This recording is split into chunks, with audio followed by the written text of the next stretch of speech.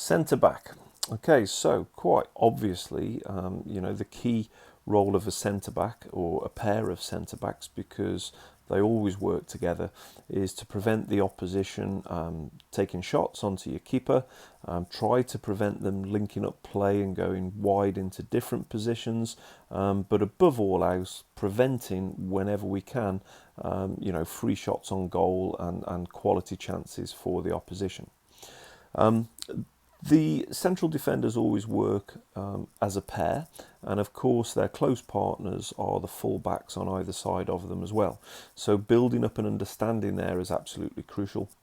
When teams are under pressure, we shouldn't really have more than 10 metres separating the players who are playing in defence to close up those gaps. There'll always be one centre-back who goes to put contact onto the player and to try and force his hand to go in a different direction by getting nice and tight.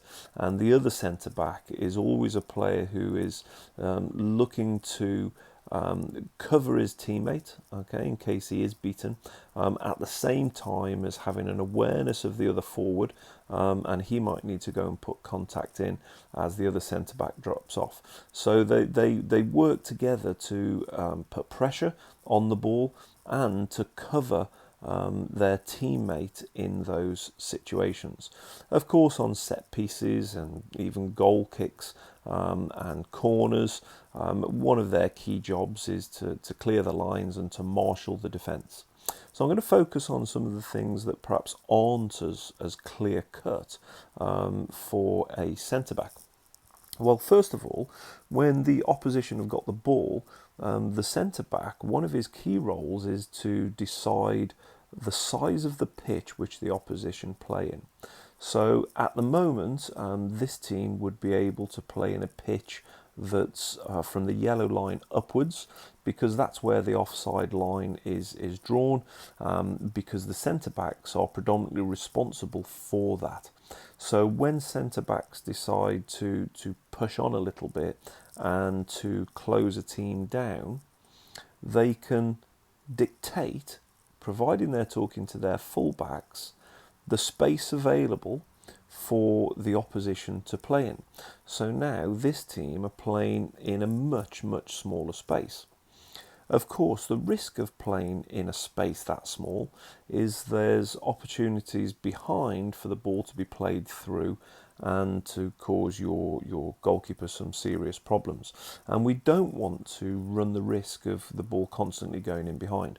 So it's a bit of a judgment call, really, in terms of how far we push up and how far we drop back, based on who's got possession of the ball, how comfortable players are in possession of the ball, and to a certain extent, how fit and quick our centre-backs are in order to be able to sniff out the opposition. And of course that might depend on the opposition striker and who you're up against, which determines where you decide to draw the line. One of the key things we should focus on is that wherever the ball is on the pitch, let's say it's with the centre-back, at no point in time should a centre-back or a goalkeeper be able to play the ball in behind the centre-backs. So if this player strikes the ball pretty sweetly, the centre-backs want to make sure that they drop a little bit deeper, so that there is not a ball from the back four that can beat the line of the centre-backs. Okay? Once you've established that, you can start to then squeeze your team up and push your team on. Okay? So that's the first concept in terms of centre-backs deciding on the size of the pitch that the opposition can play in. They also determine, though, the size, sorry, these are in the wrong position. They decide on the size of the pitch that your own team plays in. So if two centre-backs are here and your right back has the ball, then your team are restricted to where they can play, because your right back in this situation has only got two real options: into the central midfielder or into the right forward. So centre-backs have a responsibility when your team is in good possession to make the pitch as big as possible. And it feels really unnatural for a centre-back to play on the edge of his own area when the right back has the ball.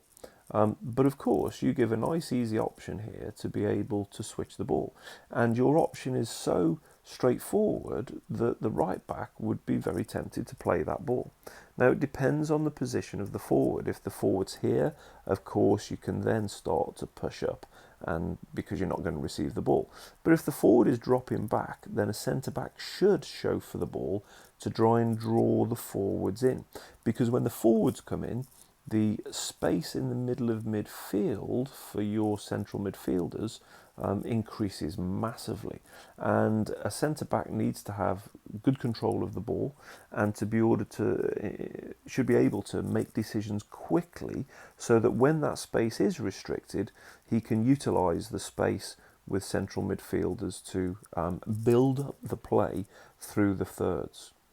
The second centre back should always be an option for both his partner centre back and the left back in this situation to be able to play back too. Too many times last season I would see a centre back play the ball here and then just jog up the pitch as a bit of recovery. I always want the option to be able to come back and across and out for the team. Now, of course, you'll use your brains in this situation. If the teams are used to that and they're starting to push pressure on you, then of course you will clear the ball and send it forward, and then you'll try and leave those forwards in. Because as well as now pushing your whole team forward, you're playing two players offside and you're making them have to work back in.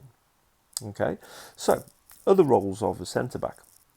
Well, in certain situations, the forwards will be shifted over here, and of course you can play the ball into these positions, but by carrying the ball into these positions allows your forward players and your midfielders to take up new, more attacking roles. Carrying the ball with you, by jogging with it, or essentially moving forwards with it, changes the dynamics of a game. And you'll see players such as Harry Maguire, Virgil van Dijk taking the ball into these positions, which releases your players to make a slightly different run. Let's say we have a left midfielder here, okay. By playing the ball to your fullback, you're putting him under pressure.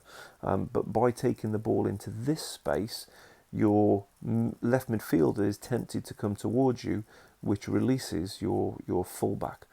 So that's a skill that we're going to look to develop this year.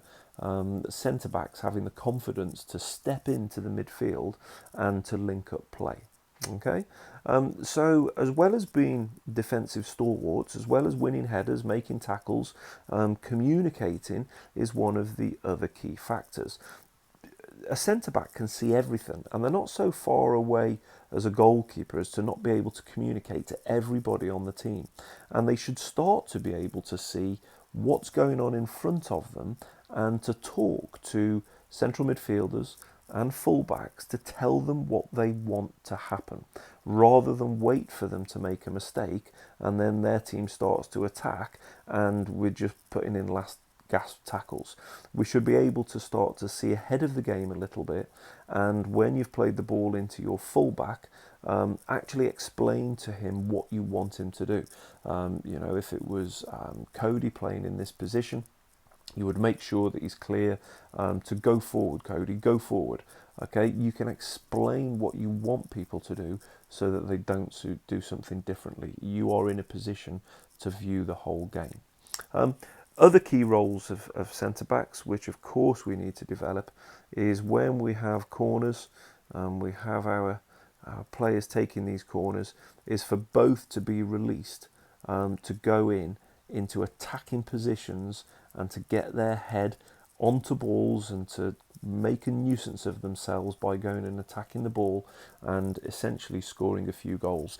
We're not really scoring as many goals as we should, considering the size of the team from set pieces and corners, and that's a big target for the defensive players this year, to go and really cause some problems on our set pieces.